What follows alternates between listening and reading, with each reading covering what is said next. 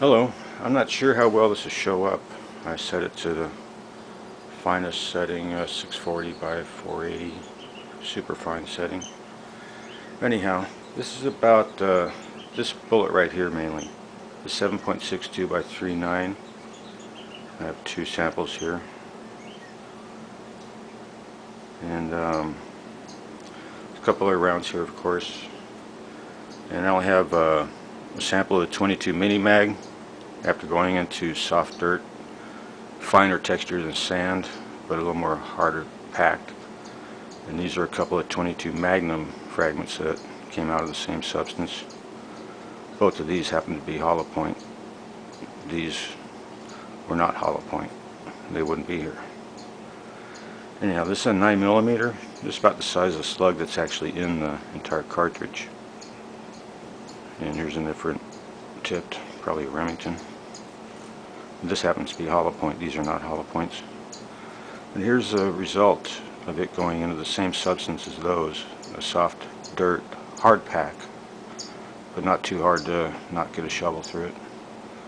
This is a regular solid point, flattened out pretty good. Here's the remains of another, probably a hollow point. Here's all remains of two hollow points right here. There's just a copper shell that I digged out of the dirt. Couldn't find anything else. Must have been pretty small fragments. But here's a 308. See, it's a little bit longer than the 9mm as far as powder containing it. 357 mag, 44, 45 auto, 7.62 by 39. This is the one I'm making this about. And it tumbles. Here's what happens when you get it out of the same substance. It comes down at the point, and when it strikes, it falls to one side, and it winds up ripping a 3-point hole through whatever target it hit. That's the one that came out fairly intact. Here's another one. See, it kind of tumbled and twisted when that one went in.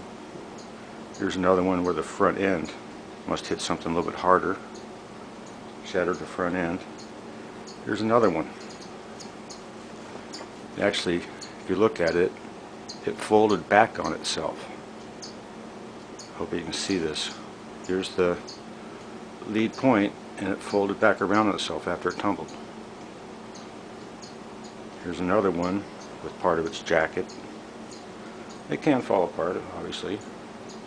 Just for the heck of it, here's a bonking ball from a 12 gauge.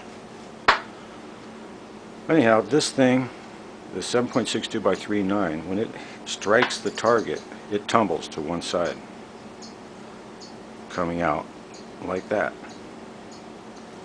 with a 3-point rip, and whatever it strikes. It can even fold back on itself like this one. That's it for this. Hope it came out clear.